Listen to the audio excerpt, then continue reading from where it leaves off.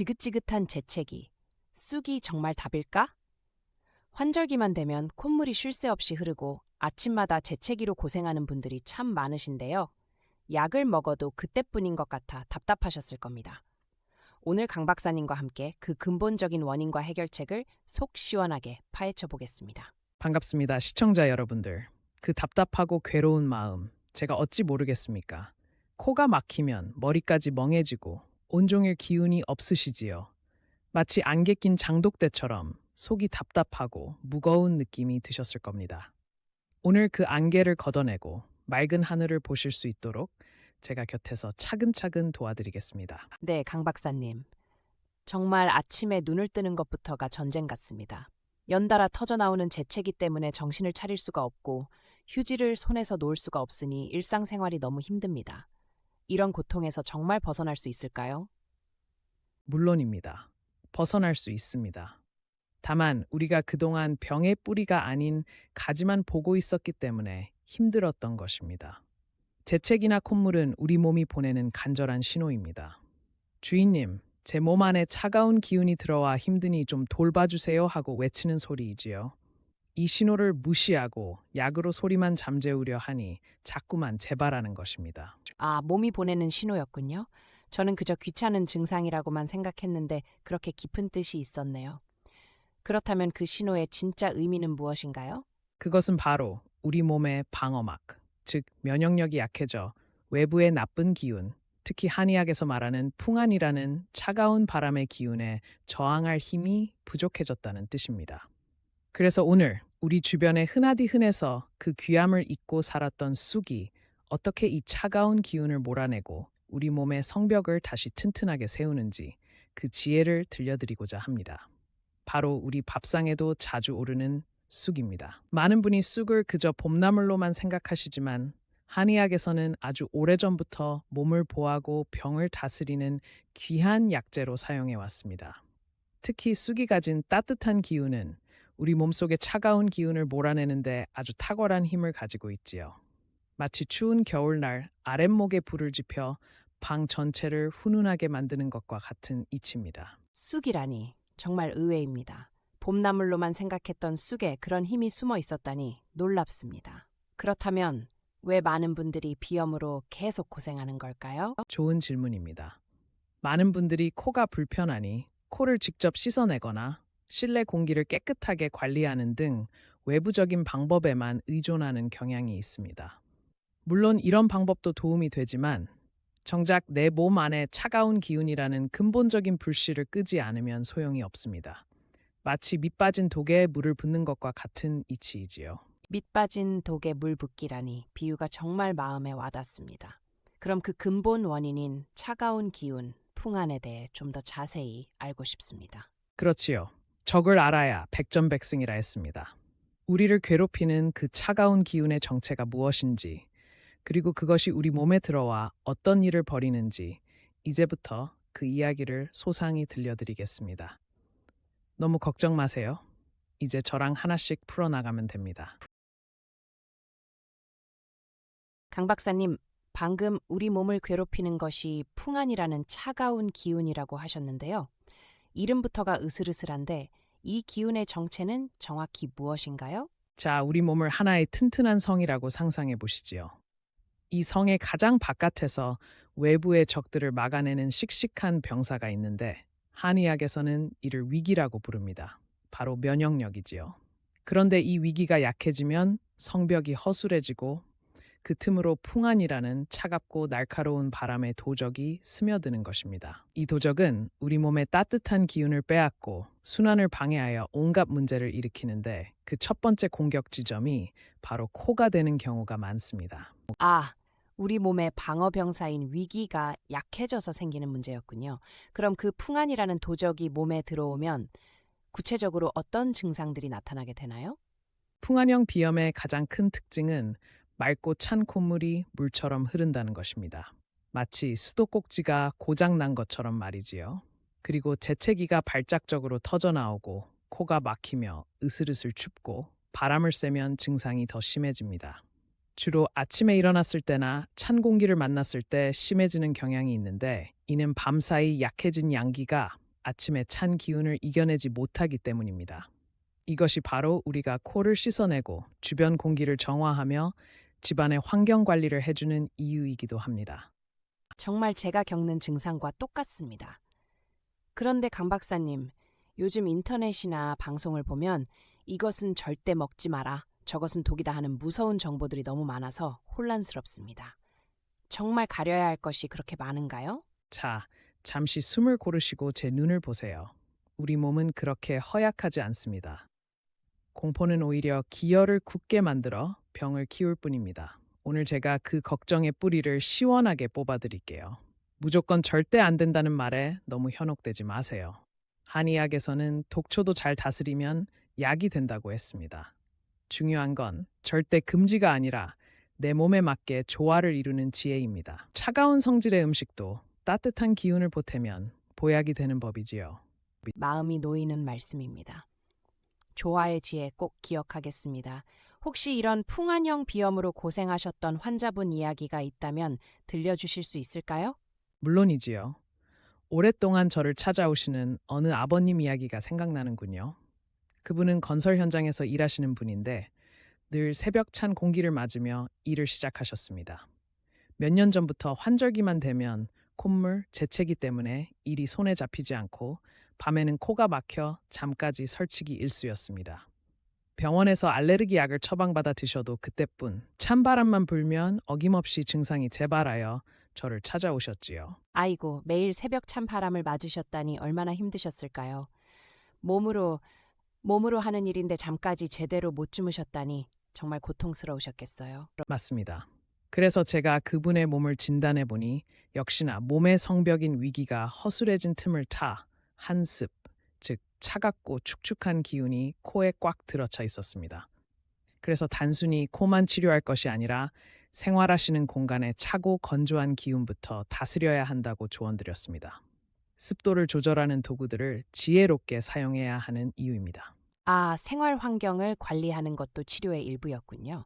그럼 그 아버님께는 어떤 해결책을 드렸는지, 그리고 오늘의 주제인 쑥은 어떻게 활용되었는지 정말 궁금합니다. 네, 바로 그 구체적인 비결이 이제 곧 공개됩니다. 어떻게 쑥으로 그분의 몸 안에 들어찬 차가운 겨울을 몰아내고 따뜻한 봄을 불러왔는지 그 생생한 이야기를 다음 세션에서 아주 자세하게 풀어드리겠습니다. 이제 그 근심의 뿌리를 저와 함께 뽑아보시지요.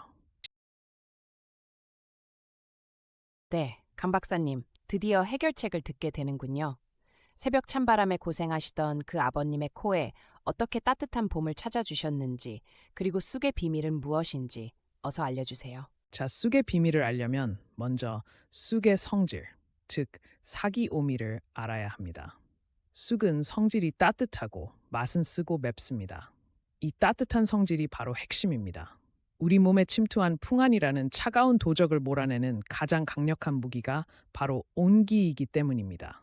마치 꽁꽁 얼어붙은 방 안에 따뜻한 화로를 들여놓으면 냉기가 스르르 물러가고 방 안이 훈훈해지는 것과 같은 이치입니다. 쑥의 온기가 몸속 경락을 타고 돌며 콧속까지 그 온기를 전달해 웅크리고 있던 냉기를 몰아내는 것이지요. 화로와 같은 쑥의 온기라니 정말 대단하네요.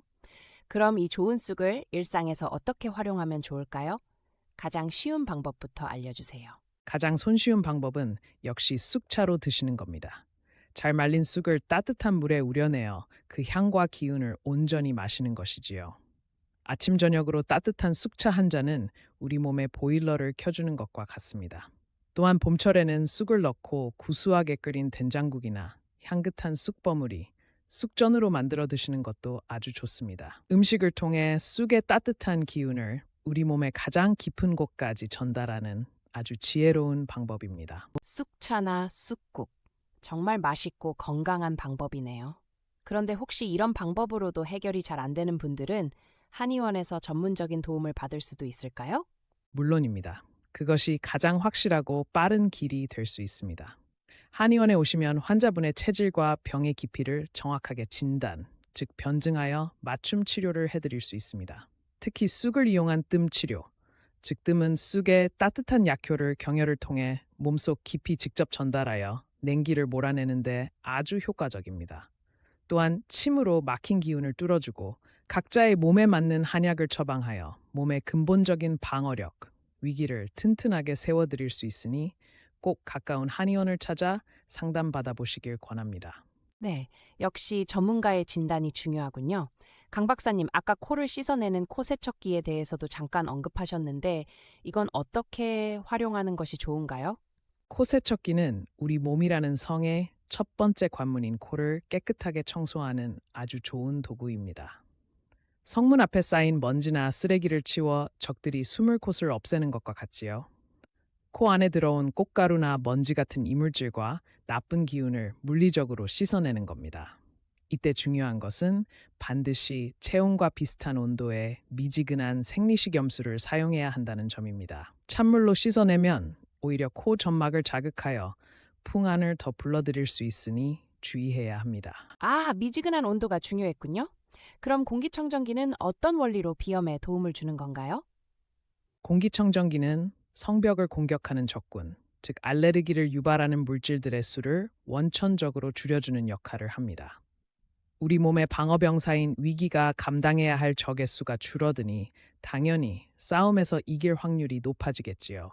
특히 외부 활동이 어려운 날이나 잠을 자는 동안 실내 공기만이라도 깨끗하게 유지해주면 우리 위기가 재정비할 시간을 벌 수 있어 비염 관리에 큰 도움이 됩니다. 그렇군요. 적군의 수를 줄여주는 거군요. 그럼 가습기는 어떤 역할을 하나요? 건조한 게 안 좋다는 건 알지만 정확한 원리가 궁금합니다. 코 점막은 우리 몸을 지키는 촉촉하고 튼튼한 성벽과 같습니다. 그런데 실내가 너무 건조하면 이 성벽이 바싹 마르고 갈라지게 됩니다. 갈라진 성벽 틈으로는 적들이 훨씬 쉽게 침투하겠지요. 가습기는 바로 이 성벽의 방어력을 높여주는 촉촉한 안개를 뿌려주는 것과 같습니다. 적절한 습도는 코 점막을 건강하게 유지하여 풍안과 같은 외부의 사기가 쉽게 침범하지 못하도록 막아주는 아주 중요한 방패 역할을 합니다. 성벽에 뿌려주는 안개라니 정말 이해가 쏙쏙 됩니다. 그런데 강 박사님, 관리 제품 중에 조금 의아한 것이 있습니다. 바로 생리대인데요. 생리대가 비염과 무슨 관련이 있는 건가요? 아주 예리한 질문입니다. 많은 분들이 의아해하시지요. 한의학적으로 여성은 월경 기간에 몸의 소중한 혈이 빠져나가면서 일시적으로 기혈이 모두 부족한 상태, 즉 기여와 혈어 상태에 놓이기 쉽습니다. 군사와 군량미가 모두 부족해진 상황이니 성벽을 지키는 위기 또한 약해질 수밖에 없겠지요. 이 시기에 몸에 맞지 않는 불편한 생리대를 사용하면 스트레스와 불편함으로 기혈 소모가 더 커지고 면역력이 떨어져 비염 같은 증상이 더 심해질 수 있습니다. 옛날 주터 아래가 냉해져서 발병되는 냉대하증에 쑥 훈증을 많이 했습니다. 화훈요법은 아주 효과적인 치료법입니다. 그리고 요즘은 쑥 성분이 포함되어 있는 좌훈 패드로 출시되어 있습니다. 따라서 몸을 편안하게 해주는 순한 제품을 쓰는 것이 불필요한 에너지 소모를 막고 위기를 보존하는 데 간접적으로 도움을 주는 것입니다. 와, 정말 놀랍습니다. 우리 몸이 그렇게 유기적으로 연결되어 있었군요. 그럼 쑥도 모든 사람에게 다 좋은 건가요? 체질에 따라 주의할 점은 없을까요? 물론입니다. 이 대목이 참 중요합니다. 쑥은 성질이 따뜻하기 때문에 몸이 차고 소화기가 약한 소음인이나 몸에 습이 많기 쉬운 태음인에게는 보약과도 같습니다. 하지만 평소 몸에 열이 많고 성격이 급한 소양인이나 열이 위로 쉽게 오르는 분들이 쑥을 과도하게 드시면 오히려 열을 더하여 어지럼증이나 두통 같은 부작용이 생길 수 있습니다. 따라서 무엇이든 내 몸에 맞게 쓰는 지혜가 필요하며 가장 정확한 것은 한의원에서 진맥을 통해 자신의 체질을 정확히 아는 것입니다. 네, 강 박사님, 체질에 맞는 맞춤 관리가 핵심이군요. 오늘 쑥의 놀라운 효능부터 생활 속 제품들을 지혜롭게 활용하는 법까지 배우니 지긋지긋한 비염을 이겨낼 수 있다는 자신감이 생깁니다. 그렇습니다. 자신감을 가지셔도 좋습니다. 우리 몸은 스스로를 치유할 놀라운 힘을 가지고 있습니다. 쑥과 같은 자연의 지혜로 몸의 근본을 따뜻하게 보호하고 가습기와 같은 도구로 생활 환경을 다스리는 노력을 꾸준히 하신다면 분명 답답했던 코가 뻥 뚫리는 시원한 아침을 맞이하실 수 있을 겁니다. 강 박사님, 오늘 정말 속이 다 시원해지는 기분입니다. 쑥으로 알레르기 비염을 다스리는 비법부터 생활 속 관리법까지 정말 알찬 시간이었습니다. 마지막으로 시청자분들이 꼭 기억해야 할 핵심만 콕 짚어주시겠어요? 그러지요. 오늘 나눈 긴 이야기를 세 가지로 딱 정리해 드리겠습니다. 첫째, 내 비염의 원인이 풍한, 즉 차가운 기운 때문은 아닌지 살펴보십시오. 맑은 콧물과 재채기가 특징입니다. 둘째, 내 몸에 화로가 되어줄 쑥과 친해지십시오. 따뜻한 쑥차 한 잔이 몸의 냉기를 몰아내는 시작이 될 수 있습니다. 네, 내 비염의 원인을 알고 쑥과 친해지기. 꼭 기억하겠습니다. 그리고 세 번째는 무엇인가요? 셋째, 내 몸의 성벽을 지혜롭게 관리하십시오. 코세척기로 성문을 청소하고 공기청정기와 가습기로 성 밖의 환경을 우리에게 유리하게 만드십시오. 이 세 가지만 기억하셔도 비염과의 싸움에서 절반은 이기고 들어가는 것입니다. 너무 걱정 마세요.